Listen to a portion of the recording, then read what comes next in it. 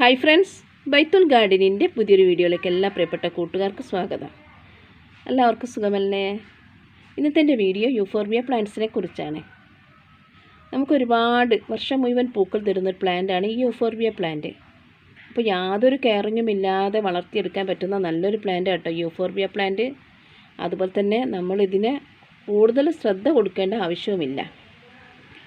അപ്പോൾ euphorbia plant നമുക്കറിയാം പല നിറത്തിലും പല വലിപ്പത്തിലും ഇന്ന് നമുക്ക് കാണാൻ പറ്റുന്നുണ്ടല്ലേ. ഇതിൻ്റെ ഹൈബ്രിഡ് ആയിട്ടുള്ള യൂഫോർബിയ പ്ലാന്റ് നഴ്സറിയിലൊക്കെ അവൈലബിൾ ആണ്. അപ്പോൾ നമുക്ക് യൂഫോർബിയ പ്ലാന്റ് ഒരു സമയത്ത്, അതായത് ഒരു 2 വർഷം മുമ്പാന്ന് തോന്നുന്നു, എൻ്റെ അടുത്ത് കുറേ ഉണ്ടായിരുന്നു. അതും നല്ല മണ്ണിൻ്റെ പോട്ടിലായിരുന്നു.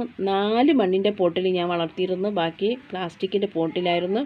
അപ്പോൾ ഒരു 2 വർഷം മുമ്പ് ഈ ഒരു പ്ലാന്റിന് നമ്മുടെ വീട്ടിൽ വെച്ചിട്ടുണ്ടെങ്കിൽ ക്യാൻസർ വരും, അതുപോലെ തന്നെ പിന്നെ ഇതിൻ്റെ മുള്ള് തട്ടിയിട്ടുണ്ടെങ്കിൽ ക്യാൻസർ വരും, ഇല തട്ടിയാൽ ക്യാൻസർ വരും, അതുപോലെ തന്നെ ഇതിൻ്റെ കറ തട്ടിയാൽ ക്യാൻസർ വരും എന്നൊക്കെ പറഞ്ഞ സമയത്ത് ഞാൻ പേടിച്ചിട്ട് ഞാൻ അതൊക്കെ ഒഴിവാക്കി. അപ്പോൾ ഒഴിവാക്കുന്ന സമയത്ത് ഞാൻ ചെയ്തത്, ഞാൻ പറഞ്ഞില്ലേ 4 നല്ല മണ്ണിൻ്റെ പോട്ടിലായിരുന്നു. എൻ്റെ അടുത്ത് റെഡ്, യെല്ലോ, വൈറ്റ്, ഒരു ലൈറ്റ് യെല്ലോ കളറ്, അതുപോലെ തന്നെ പിങ്ക് നിറത്തിലുള്ള 5 6 നിറത്തിലുള്ള പൂക്കളായിരുന്നു എൻ്റെ കയ്യിലുള്ളത്. അപ്പോൾ ഞാനത് 4 ഞാൻ മണ്ണിൻ്റെ പോട്ടിലും 2 ഞാൻ പ്ലാസ്റ്റിക്കിൻ്റെ പോട്ടിലായിരുന്നു നട്ടുള്ളത്. അതുകൂടാതെ തന്നെ ചെറിയ ചെറിയ ചട്ടിയിലേക്കൊക്കെ നമുക്കറിയാം ഇതിൻ്റെ തൈകൾ ഉണ്ടാക്കുന്നത് ഇതിൻ്റെ സ്റ്റെമ്മ് കട്ട് ചെയ്തിട്ടാണ് നമ്മൾ ഇതിൻ്റെ തൈകൾ ഉണ്ടാക്കിയെടുക്കുന്നത്. അപ്പോൾ അങ്ങനെ ഞാൻ ഉണ്ടാക്കിയിരുന്നു. പക്ഷേ എനിക്ക് ആ ഒരു സമയത്ത് ക്യാൻസർ വരുമെന്നൊക്കെ പറഞ്ഞ് പേടിപ്പിച്ച സമയത്ത് ചില ആളുകളൊന്നും ഈ ഒരു യൂഫോർബിയ പ്ലാന്റ് ഒഴിവാക്കിയില്ല. പക്ഷേ ഞാൻ പേടിച്ചിട്ട് ഞാനത് ഒഴിവാക്കുന്ന സമയത്ത് എനിക്ക് ചട്ടി വേണം, പക്ഷേ ഈ ചെടി വേണ്ട. അപ്പോൾ ഞാൻ ആ ചട്ടി ഞാൻ എന്താക്കി, ഒരു 2 ദിവസം ഇങ്ങനെ വെള്ളം ഒഴിച്ചിട്ട് നനച്ചിട്ടിട്ട് പിന്നെ അത് ഒന്ന് നനച്ചിട്ടുണ്ടെങ്കിൽ പെട്ടെന്ന് കിട്ടുമെന്ന് വിചാരിച്ച്. പക്ഷെ എന്നിട്ടും കിട്ടുന്നില്ല. അങ്ങനെ ഞാൻ എന്ത് ചെയ്ത്, ഇത് കണ്ടില്ല, ഇതിന് മുള്ളാണ് ഉണ്ടാകുക. യൂഫോർബിയ പ്ലാന്റിന് നമുക്കറിയാം ഈ മുള്ളിങ്ങനെ ഉള്ളത് കൊണ്ട് നമുക്ക് പിടിച്ച് ഊരിയെടുക്കാനും പറ്റത്തില്ല. അങ്ങനെ ഞാൻ കോട്ടൻ്റെ തുണിയും പ്ലാസ്റ്റിക്കും എല്ലാം കൂടി, നല്ല കട്ടിയുള്ള കോട്ടൺ തുണി വേണം കേട്ടോ. നേരിയ കോട്ടൺ തുണിയൊക്കെ ആണെങ്കിൽ പിന്നെയും കൈക്ക് മുള്ളു തടും. അങ്ങനെ ഞാൻ എന്തൊക്കെയോ ആക്കി കഷ്ടപ്പെട്ടിട്ട് ഞാൻ ആ കോട്ടൺ തുണിയൊക്കെ വെച്ചിട്ട് 4 പോട്ടൊന്നും പ്ലാന്റ് എങ്ങനെയൊക്കെയോ ഞാൻ ഊരിയെടുത്തതിന് ശേഷം ചട്ടി എനിക്ക് കിട്ടി. ഈ ചെടികൾ ഞങ്ങൾക്ക് കുറച്ച് സ്ഥലമുള്ളൂ. അപ്പോൾ ഇവിടുന്ന് കത്തിക്കാനൊന്നും പറ്റാത്തത് കൊണ്ട് അടുത്ത ഒരു പറമ്പുണ്ട്, ഇപ്പോഴും പറമ്പ് കാലിയാണ് കേട്ടോ. അടുത്ത പറമ്പിലിട്ടിട്ട് ഞാൻ പിന്നെ പ്ലാവിൻ്റെ ഇലയൊക്കെ കത്തിക്കുന്ന കൂട്ടത്തിലാണ് ഇത് കത്തിച്ച് കളയാണ് ചെയ്തത്. പക്ഷേ ഇന്ന് എനിക്കത് ഓർക്കുമ്പോൾ ഒരുപാട് സങ്കടമുണ്ട് കേട്ടോ. കാരണം പിന്നെ ഇന്ന് ഞാൻ വിചാരിക്കുന്നത്, ഞാൻ എങ്ങോട്ടെങ്കിലും കുറച്ച് ദൂരോട്ട് എൻ്റെ പറമ്പിൻ്റെ ഏതെങ്കിലും ഒരു മൂലയിലേക്ക് വെച്ചിട്ടുണ്ടെങ്കിൽ ഇന്ന് എനിക്ക് തൈകൾ ഉണ്ടാകാമായിരുന്നു. പക്ഷേ അന്ന് ഞാൻ പേടിച്ചിട്ട് ഈ പ്ലാന്റ് എൻ്റെ വീട്ടിൽ നിന്ന് പാടെ കളയാണ് ചെയ്തത്.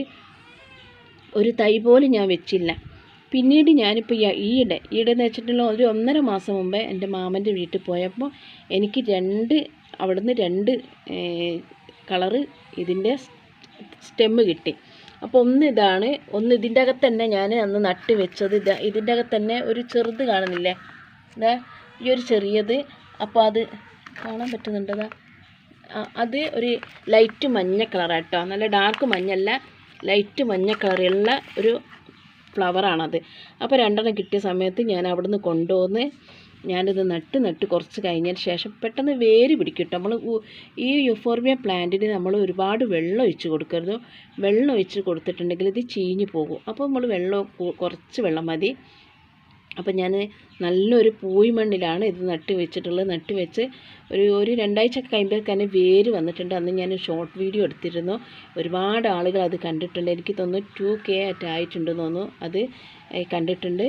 അപ്പം ഞാൻ പിന്നെ ഇനി ഞാൻ എന്ത് ചെയ്യും, ഈ ഒരു പ്ലാന്റിൻ്റെ പല കളറിലുള്ള പൂക്കളുള്ളത് ഞാനിങ്ങനെ ശേഖരിച്ചു കൊണ്ടിരിക്കും. കാരണം ഇപ്പം ഞാൻ പല സ്ഥലങ്ങളിലും യൂഫോർബിയ പ്ലാന്റ് കാണുന്നുണ്ട്.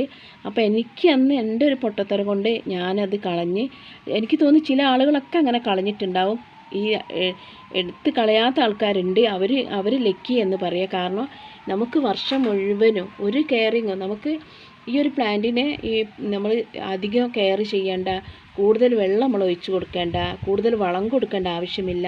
നമ്മൾ മൈൻഡ് ചെയ്തിട്ടുണ്ടെങ്കിൽ ഒരു പരാതിയും പറയാത്ത ഒരു ചെടിയാണ് ഇത്, ഈ ഒരു യൂഫോർബിയ പ്ലാന്റ് കേട്ടോ.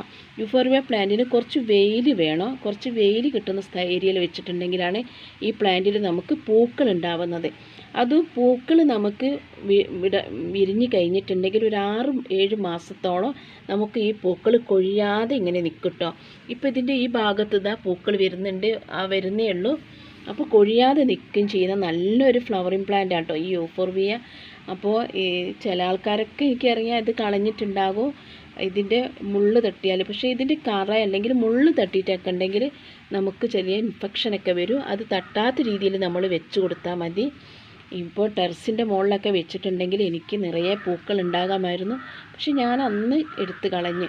നമുക്കറിയാം ഇതിന് ഞാൻ പറഞ്ഞില്ലേ വളം എപ്പോഴെങ്കിലും, അതായത് ഇതിപ്പോൾ ഞാൻ വെറും പൂഴിമണ്ണിലാണ് നട്ട് വെച്ചിട്ടുള്ളത്. നന്നായിട്ട് പിടിച്ചിട്ടുണ്ട്. അപ്പോൾ ഇതിനിപ്പോൾ ചട്ടിയിലേക്ക് മാറ്റുന്ന സമയത്ത് നമുക്ക് എന്ത് ചെയ്യണം, ഇത് ഊരിയെടുക്കാൻ പറ്റത്തില്ല. കാരണം മുള്ളുള്ളത് കൊണ്ട് നമുക്ക് ഈ ഗ്രോ ബാഗ് കട്ട് ചെയ്തിട്ട് അതിൽ ചാണകപ്പൊടിയും മണ്ണും മണലും മിക്സ് ചെയ്തിട്ട് വേണമെങ്കിൽ കുറച്ച് എല്ലുപൊടി ഇട്ടിട്ട് മിക്സ് ചെയ്തിട്ട് നമുക്കിത് നട്ട് കൊടുത്താൽ മതി. പിന്നെ നമ്മൾ ഈ ഒരു കമ്പ് നടുമ്പോൾ മഴക്കാലത്ത് ഒരിക്കലും ഇത് പ്രൂണിങ് ചെയ്യാൻ പാടില്ല. ഞാൻ അന്നൊക്കെ അങ്ങനെ ചെയ്തത്. അപ്പോൾ ഈ യൂഫോർബിയ പ്ലാന്റിൻ്റെ കാര്യങ്ങളൊക്കെ എനിക്കറിയാം. മഴക്കാലത്ത് നമ്മൾ പ്രൂണിങ് ചെയ്യാതിരിക്കുക, കഴിയുന്നതും നമ്മൾ വേനൽക്കാലത്താണ് ഇത് പ്രൂണിങ് അല്ല, ഇത് കട്ട് ചെയ്തിട്ട് നമ്മൾ നട്ട് കൊടുക്കേണ്ടത്. കാരണം മഴക്കാലത്ത് ഇതിൻ്റെ ഈ തണ്ട് ചീഞ്ഞ് പോകുന്നത് നമുക്ക് കാണാൻ പറ്റും. അതുപോലെ തന്നെ പിന്നെ നമുക്ക് ഈ മഴക്കാലത്ത് നമ്മൾ മഴയത്ത് വെക്കാത്തതും നല്ലതായിരിക്കുന്നു. മഴയത്ത് വെച്ചിട്ടുണ്ടെങ്കിലും ഇതിൻ്റെ ഈ തണ്ട് എന്ന് പറയുന്നത് ഈ ഒരു മുള്ള് പോലത്തെ തണ്ടിൻ്റെ ഉള്ളിലൊന്നുമില്ല കേട്ടോ. അത് നിങ്ങൾക്ക് വീട്ടിലുള്ളവർക്കൊക്കെ മനസ്സിലാകാതെ ഉണങ്ങിയാലൊക്കെ മനസ്സിലാകാൻ പറ്റും. ഇതിൻ്റെ ഉള്ളിൽ പൊള്ളാണ്, ഉള്ളിലൊന്നുമില്ല. അതുകൊണ്ട് തന്നെ കൂടുതൽ വെള്ളമായാലൊക്കെ ചീഞ്ഞ് പോകും. അതുപോലെ തന്നെ മഴയത്തൊക്കെ, പിന്നെ മഴയത്ത് ചില ആൾക്കാർ അറിയും മഴയത്ത് വെച്ചിട്ട് എൻ്റെ ചെടി ഒന്നും ആയിട്ടില്ല, നിങ്ങളെന്താ ഇങ്ങനെ പറയുന്നു എന്ന് വിചാരിക്കേണ്ട. ചില ചെടികളൊക്കെ മഴയത്ത് വെച്ചിട്ടുണ്ടെങ്കിൽ ചീഞ്ഞ് പോകും. കഴിയുന്നത് നമ്മൾ വേനൽക്കാലം കഴിഞ്ഞിട്ട് നല്ല മഴയത്ത് നമ്മൾ ഒരു സൈഡിലേക്ക് മാറ്റി വെച്ചിട്ട് വീണ്ടും വേനൽക്കാലം വരുമ്പോൾ നമ്മൾ ഈ ബോഗൺവില്ലൊക്കെ ചെയ്യുന്ന സമയം പോലെ നമുക്ക് ബോഗൺവില്ല നമ്മളെന്തിനാണ് അങ്ങനെ ചെയ്യുന്നത്, മഴക്കാലത്ത് പൂക്കൾ കുറവുള്ളത് കൊണ്ട് നമ്മളെടുത്ത് ഒരു സ്ഥലത്തേക്ക് മാറ്റി വെക്കും. എന്നിട്ട് നല്ല വേനൽക്കാലം, അതായത് ഒരു സെപ്റ്റംബർ ഡിസംബർ ഒക്കെ മാസമാകുമ്പോഴേക്ക് നമ്മൾ എന്ത് ചെയ്യും, വീണ്ടും എടുത്ത് വെക്കും. അതുപോലെ മഴക്കാലത്ത് ഒന്ന് സൈഡിലേക്ക് മാറ്റി കൊടുത്താൽ മതി. അതുപോലെ തന്നെ ഇതിന് ഒരു വർഷത്തിലൊക്കെ കൂടുമ്പോൾ ഒന്ന് വളം ഇട്ട് കൊടുത്താൽ മതി. എപ്പോഴും വളം ഇടണമെന്നില്ല. അതുപോലെ തന്നെ വെള്ളം നമ്മൾ എപ്പോഴും ഒഴിച്ചു കൊടുക്കണമെന്നില്ല. നമുക്കൊരു 3-4 ദിവസം കൂടുമ്പോൾ, അല്ലെങ്കിൽ നമ്മൾ മറ്റുള്ള ചെടികൾക്കൊക്കെ വെള്ളം അടിക്കുന്ന സമയത്ത് അതിലേക്ക് ഇങ്ങനെ പിന്നെ ഇതിലേക്കല്ലാതെ തന്നെ നമ്മൾ ഇതിലേക്ക് പാറി വീഴുന്ന വെള്ളമായാലും മതി, ആ ഒരു വെള്ളം കിട്ടിയാലും മതി കേട്ടോ. അപ്പോൾ നല്ലൊരു ഫ്ലവറിങ് പ്ലാന്റ് ആണ്. നമുക്ക് ഈ ഒരു ചെടി നമുക്ക് നന്നായിട്ട് കരുതിയിട്ട് നമ്മൾ കൊണ്ട് നടന്നിട്ടുണ്ടെങ്കിൽ, അതായത് കുട്ടികളൊക്കെ ഉള്ള വീട്ടിൽ അവർ കൈയെത്താത്ത സ്ഥലത്ത് വെച്ചിട്ട് നമ്മൾ കൊണ്ട് നടന്നിട്ടുണ്ടെങ്കിൽ നമുക്ക് നല്ലൊരു ഫ്ലവറിങ് പ്ലാന്റ് ആണ്, നന്നായിട്ടുണ്ടാവും കേട്ടോ. ഞാനിപ്പോൾ ഓരോ വീട്ടിലും ഇത് ഒരുപാട് പെട്ടെന്ന് പൂക്കൾ കൊഴിയേയില്ലല്ലോ. നമുക്ക് കടലാസ് പൂക്കളൊക്കെ ഞാൻ പറയില്ലേ, ബോഗൺവില്ലേൻ്റെ പൂക്കളൊക്കെ ആകുമ്പോൾ 1 മാസമൊക്കെ ആകുമ്പോഴേക്ക് നമുക്ക് എന്ത് ചെയ്യും, ഇത് കൊഴിഞ്ഞു പോകും, പക്ഷേ ഉണങ്ങിപ്പോകുന്നൊക്കെ കാണാം. പക്ഷേ ഇതിൻ്റെ ഇത് എങ്ങനെ ചെയ്യാമെന്നോ, ഇത് പൂക്കൾ ഇങ്ങനെ തന്നെ നിന്നിട്ട് ഇതിൻ്റെ കളർ ഇങ്ങനെ മാറി പിന്നെ ഒരു പച്ച കളറാവും കേട്ടോ. അങ്ങനെയാണ് ഞാൻ ഇതുവരെ കണ്ടത്, അങ്ങനെയാണ് എൻ്റെ അടുത്ത് ഉണ്ടായതും അങ്ങനെ തന്നെയാണ്.